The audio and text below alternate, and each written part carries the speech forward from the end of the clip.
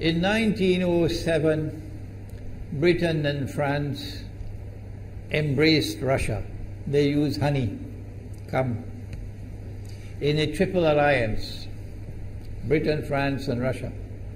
And the honey that they used to trap Russia was that if we win the war that's coming with the Ottoman Empire, you will get Constantinople, which is what Russia wants.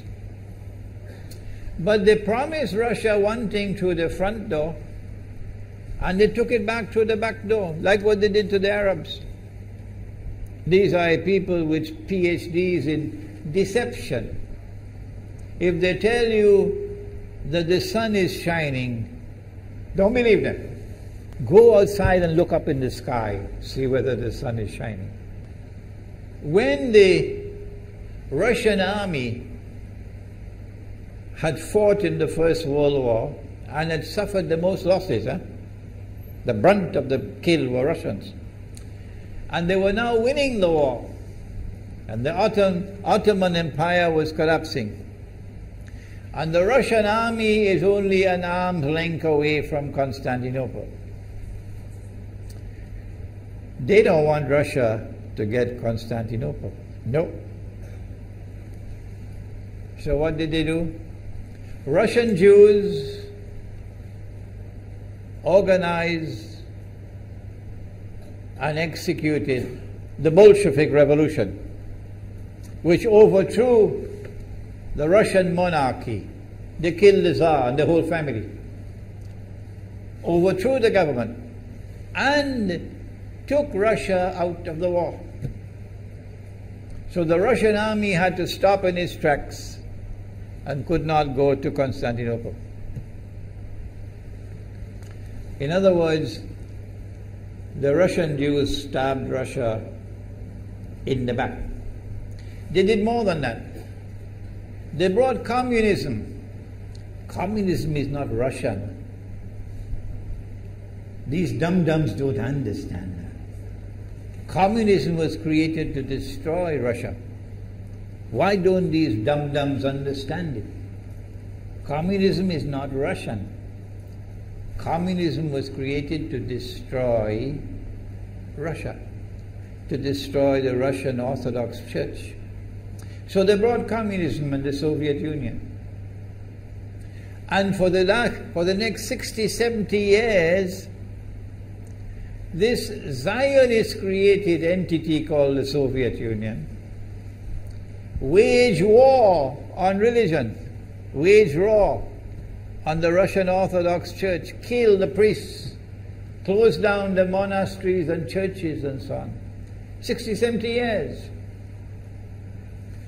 And then, when the appropriate time came and Israel came into being, it is this same Soviet Union which opened the doors for millions of Russian Jews to now migrate to Israel. If you go to Israel today, you might believe you're in Russia. So many people speaking Russian. These are the Russian Jews.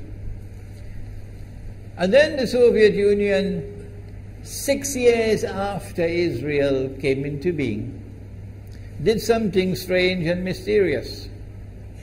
Crimea is Russian territory.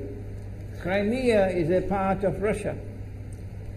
The Soviet Union decided to give Crimea as a gift to Ukraine. Why did they do that? The historians don't tell you. So let Imran tell you. They gave Crimea to Ukraine in order to stab Russia in the back one more time. Because if Russia loses Crimea, it will enhance Israel's security. The Russian Navy is based in Crimea, and there's a straight line from Crimea to Constantinople. To get out of the Black Sea and to get into the Mediterranean Sea, you got to pass through the Bosphorus. And the city of Constantinople is located right there on the Bosphorus. So they gave Crimea as a gift to Ukraine. They never bothered to consult the people of Crimea and get their consent. No. They never bothered to seek the permission of the Russian people. No. But Washington doesn't want to hear that. The foolish man who now sits in the White House of the United States, the foolish man who would like to pretend that he's a man of wisdom, he doesn't want to hear. But what are the rights of the Russian people? Were they not violated? Do they not have the right to correct Iran and recover the territory which was unjustly taken away from them on Israel's behalf? Obama doesn't want to hear that. It's inconvenient for them. But in this masjid, we will expose whether it's convenient to you or not. They did more than that. Not only did they give Crimea to Ukraine, but earlier on they gave eastern Ukraine. Eastern, part of the now eastern Ukraine was Russian. It was Russian. And the Soviet Union gave it as a gift to Ukraine. Why is it being given to Ukraine? Answer is that when the proper moment comes, the same people who brought the Soviet Union into being now have a method by which they can cause it to collapse. The method that they're using now in Venezuela, popular demonstrations, they did it in Egypt, they did it in Tunisia. They are masters of that. They did it with the Soviet Union. I used to think that the Soviet Union collapsed because of Allah's kindness. But I was wrong. No, it was the Zionists who brought down the Soviet Union because they didn't need it anymore. Like tomorrow they wouldn't need you anymore, Saudi Arabia. And they wouldn't need you anymore, Islamabad. When will you understand that?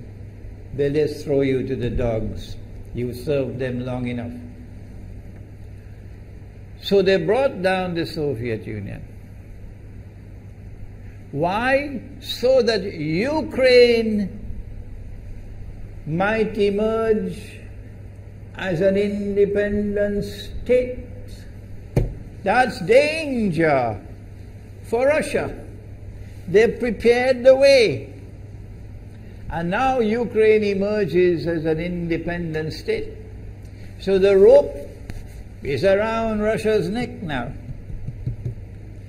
And from that day, when the Soviet Union collapsed, until yesterday, the relationship between Russia and Ukraine was always problematic.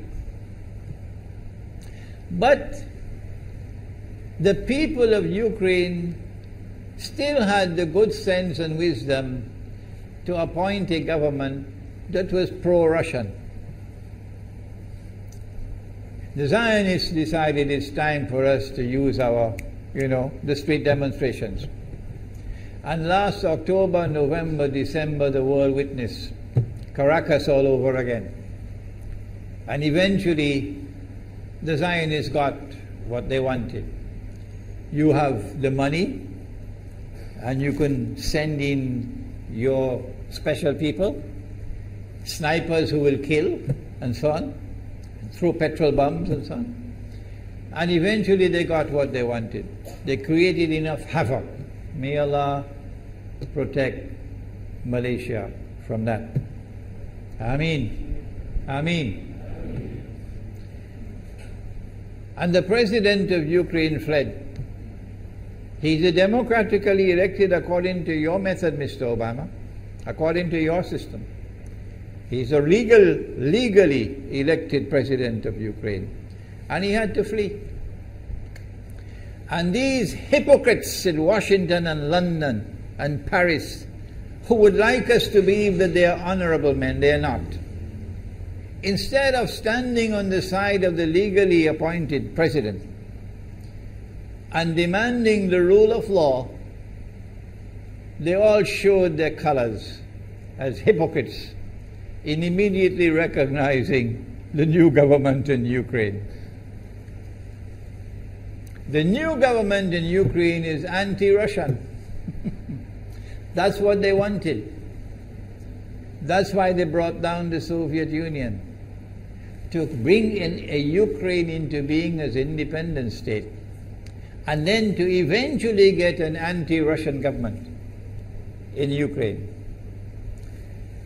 If by Allah's kindness Putin had not intervened and been so spectacularly successful, this is what the plan would have been. The new government in Ukraine would have joined NATO, and Russia could not stop it. And when the new government in Ukraine joined NATO, NATO will then send its armed forces into Ukraine. It could include nuclear weapons. Then Ukraine will pick a fight with Russia and decide that Russia must now vacate Crimea. Shut down your naval base. The rope is now tightened around your neck. Russia has to put its tail between its legs and withdraw its fleet, Black Sea Fleet, from Crimea. Russia is no longer a naval power. Crick crack, you finish. And Israel will celebrate. That was the master plan. But Allah planned, and Allah's plan was successful. And it is time for the Muslim world to recognize and to see, I cannot influence governments, so what can I do? Don't bother, you waste your time with governments. But the people can understand that this was Allah's plan. They planned, the enemy planned for so long, and at the last moment Allah intervened. And Putin was able to get the people of Crimea to vote in a referendum.